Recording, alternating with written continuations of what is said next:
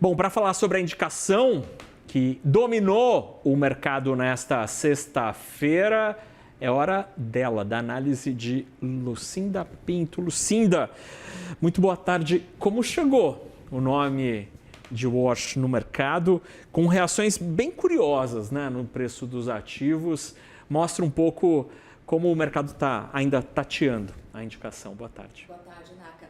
De fato, acho que essa ideia de que o nome do Wash, ele traz a confirmação da independência do Banco Central americano, de que haverá autonomia e haverá respaldo técnico nas próximas decisões. Acho que isso está pacificado. De fato, o mercado entendeu esse nome como um nome forte, um nome que fará uma boa condução baseado em análises técnicas daqui para frente.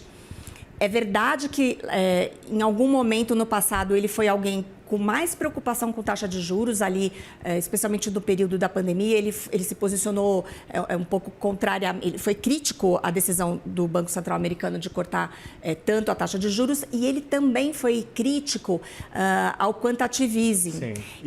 Isso é interessantíssimo, né? Porque Exato. Ele é uma voz bem vocal sobre isso. Exato. E, aliás, muito provavelmente por conta desse posicionamento, é que esse juro de longo prazo dos Treasuries está subindo. Uhum. Talvez tenha mais a ver com isso, com essa possibilidade.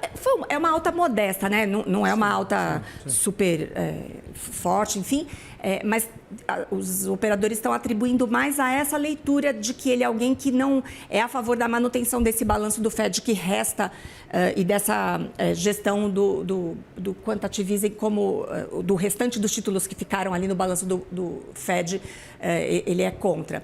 E agora, sobre um corte de juros logo, enfim, em breve, quando a gente olha a bolsa de apostas, isso não mudou. O mercado continua colocando ali no preço a probabilidade de cortes de 50 pontos, especialmente a partir de junho, exatamente como estava. Uhum. Mas ele é visto como alguém que vai ser técnico, mas que tenderá a, sempre que tiver oportunidade, a fazer movimentos para baixo. Então, de fato, é muito provável que a curva, a depender da evolução, da aprovação do nome dele, claro, passe por alguma correção em algum momento, porque talvez aquilo que um pouco se imaginava que o Trump conseguiria, trazer alguém que tivesse o respeito do mercado, mas que tivesse uma propensão, uma inclinação a dar um pouco mais de alívio monetário nesse momento, porque ele já fez realmente declarações mais a favor de juros mais baixos. Mas ele não foi alguém que se expôs muito, ele não colocou muito a cara a tapa. Quando ele entendeu que ele estava ali no páreo, que ele seria um candidato efetivamente, ele se preservou mais, diferente até de outros nomes que se posicionaram muito mais a favor de um corte de juros do que ele. Então, isso conta pontos a favor em relação à análise que o mercado está fazendo nesse momento. Essa avaliação sobre o quantitative easing é interessante porque durante a crise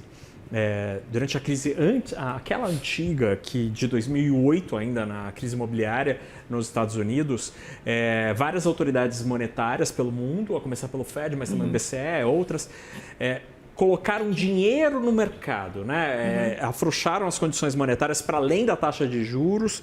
Com a compra, o Banco Central ia no mercado comprar títulos de dívida, inclusive dívida privada, para colocar capital, liquidez no mercado e assim tentar incentivar e acelerar a roda da economia. E aí, nessa história, o balanço dos bancos centrais cresceu, porque ele tinha um monte de papel lá dentro e que normalmente, historicamente, não tinha nada a ver com a atividade da autoridade monetária. E ele é muito crítico a esta atuação e, eventualmente, então, poderia, por exemplo, continuar a redução desta posição existente que sobra. Comparando, né? É o que a gente tem aqui nas operações compromissadas e que é um problemão, né? Que, de fato, por conta lá atrás do esforço do Banco Central de controlar a valorização do real, né? Ele acabou ampliando. Na verdade, eu estou falando mas foi, na verdade, é isso mesmo. Ele acabou ampliando as reservas e Para tirar a liquidez, para tirar essa liquidez, ele fazia compromissado.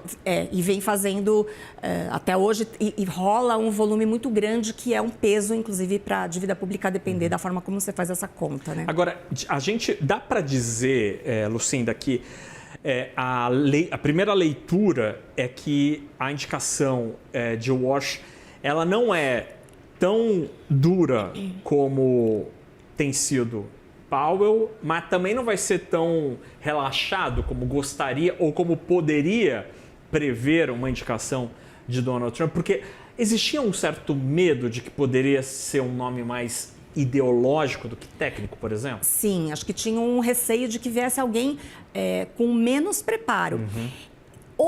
A verdade é que, sim, havia outros nomes considerados fortes também do ponto de vista técnico.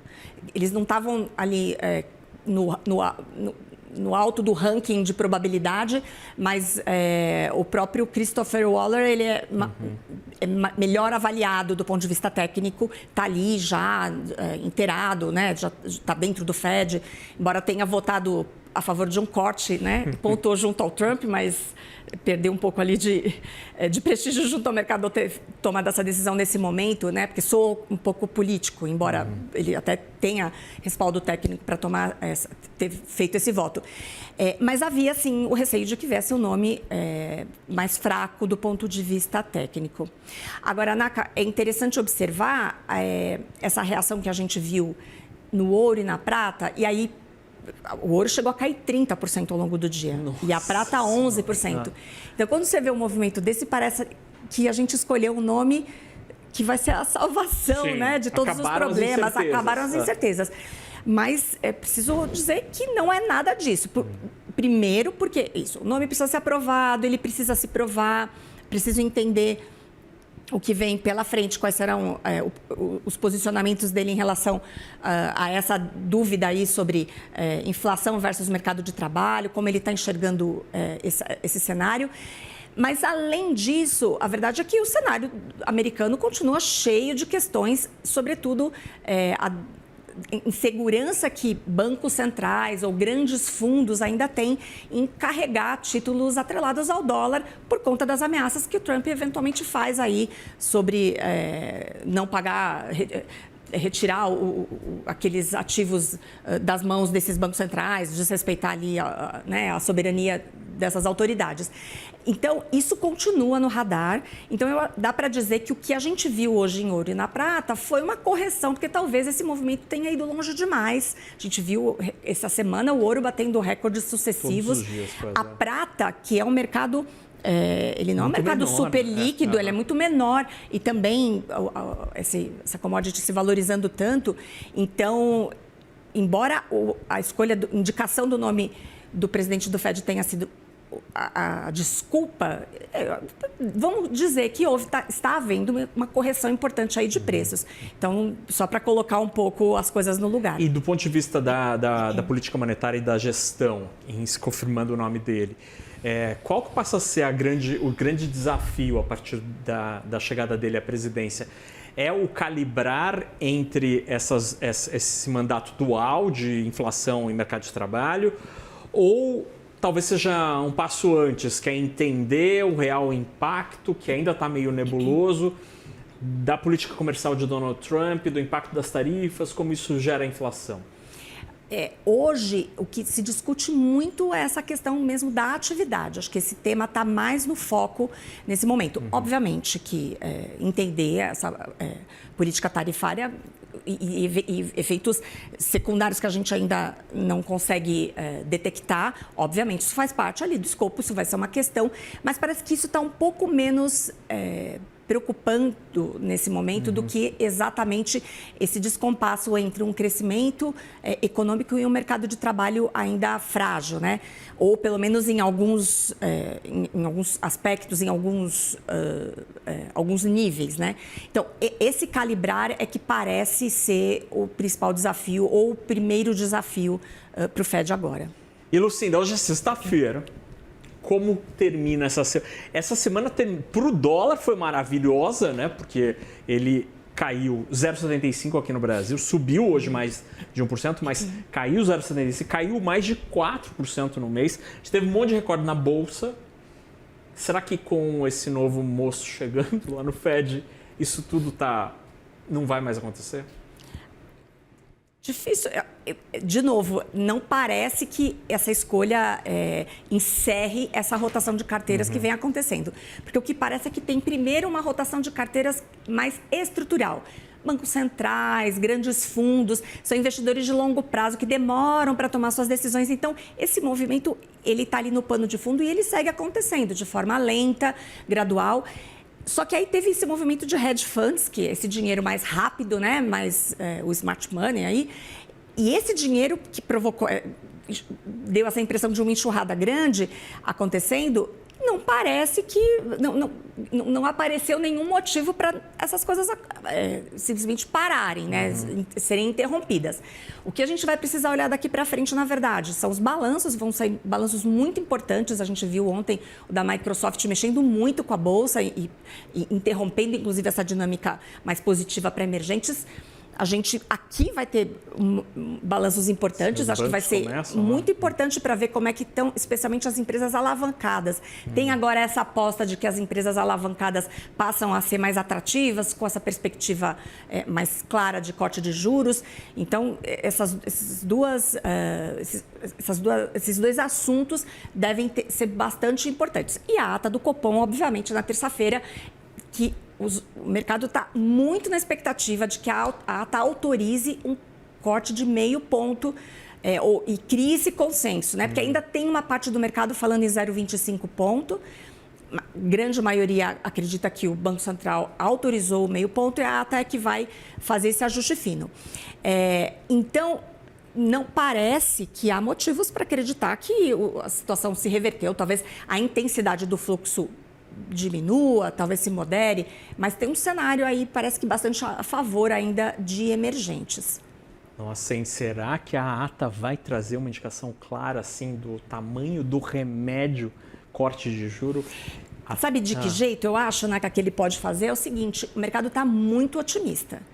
E ele pode, se ele trouxer uma mensagem um pouco mais a favor, se ele pesar mais no risco, na cautela, sobre inflação, sobre o mercado de trabalho, que está bom. O mercado de trabalho, na verdade,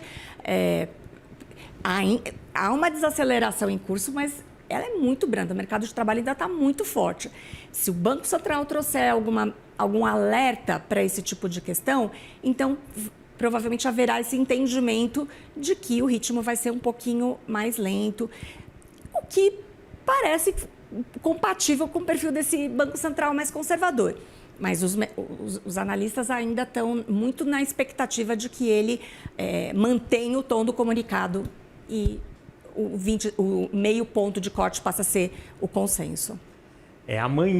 Na manhã de terça-feira, dia 3 de fevereiro, que sai a ata. Você acompanha tudo ao vivo aqui no CNN Money, a leitura e as análises deste documento. Lucinda, obrigado pela companhia nessa semana. Bom fim de semana. Obrigada, Naka. Bom fim de semana para todo mundo.